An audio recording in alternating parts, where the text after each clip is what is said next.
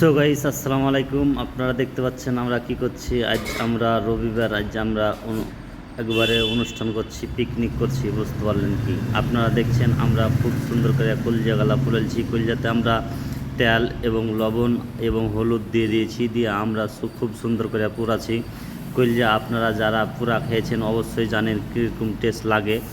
আর হ্যাঁ, আমরা খেয়েছি, আমাকে অনেক ভালো লাগে, আমাকে সেই স্বাদ লাগে। এর জন্য আমি বাজার থেকে এক পোয়া কলজা নিয়ে এসেছি আলাদাভাবে, দিয়ে আমি পুরা শুরু করেছি। দেখতে পাচ্ছেন গ্যাসের জন্য পুরা ভালো হচ্ছে না, কিন্তু লাকড়ি রাখাতে হলে অনেক সুন্দর হতো। আমার হাতে খুব গরম লাগছে, এই জন্য ভালো করে আপনার পুরাতে পারছি না, না তো আপনারা ভালো করেই দেখতে পারতেন। এই যে আমি তারপরেও একটা হাতে চামচ নিয়ে পুরাতেছি, তারপরেও সমস্যা হচ্ছে, কি করা যায়।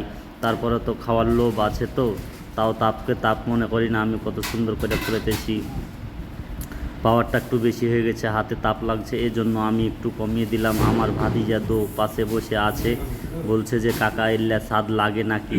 আমি বললাম যে হ্যাঁ, আমি অনেক খেয়েছি, খুব স্বাদ লাগে। এজন্য আমার ভাতিজা গালা খাওয়ার জন্য পাশে বসে আছে। যা হোক, আমার ভাতিজারাকে একটু একটু দিব, আমি বাদবাকি খেয়ে নেব। আমার বহুত দিনকার ইচ্ছা যে আমি কলজা পুড়িয়ে খাবো, মজা লাগবে অনেক। এজন্য আমি আজ তাড়াতাড়ি সকালবেলায় কলজা নিয়ে এসে পুরাতে ভিড়ে গেছি। আপনারা দেখতে পাচ্ছেন আমার কাকা তো বলছে যে আমাকে একটু দিও। হ্যাঁ, আমি আপনারাকে একটু করে দিব, অবশ্যই দিব।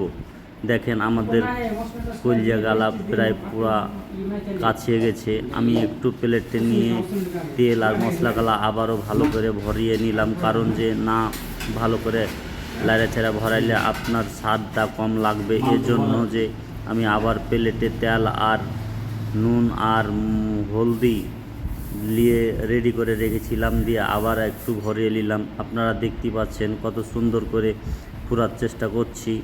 আপনারা যে যে কলিজা পুরা খেয়েছেন অবশ্যই কমেন্ট করে জানাবেন। আমি আমার এক মামার কাছ থেকে শিখেছি, আমার মামা আমাকে কলজিয়া পুরা খাওয়া শিখাইছে। সেদিন থেকে আমার লোভ লেগে গেছে, কলজা দেখিলে পুরার ইচ্ছা হয়, এজন্য আমি কলজা পুরাছি।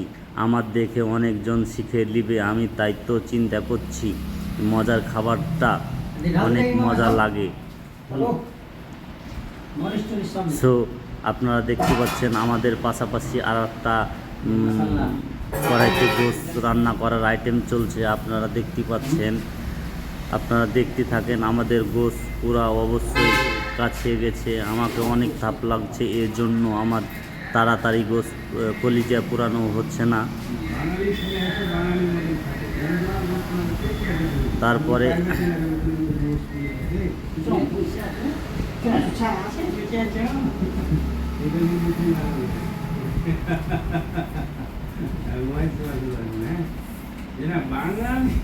অনেক তাপ লাগছে, এই জন্য আমার সমস্যা হচ্ছে প্রায় আমাদের গরুর গোশতের প্রায় কাছে গেছে, গরুর গোশত চাপাবে। আমি একটু তাড়াতাড়ি পুড়িয়ে নিই, তার জন্য আমি একটু আঁকাবাঁকা করছিলাম। আঁকাবাঁকা করলে কি হবে, তাড়াতাড়ি হলে স্বাদ কম লাগবে, এই জন্য আস্তে আস্তে জাল দিয়ে আস্তে পুরাতে হবে। এই যে দেখেন আমাদের কলিজা পুরা হয়ে গেল।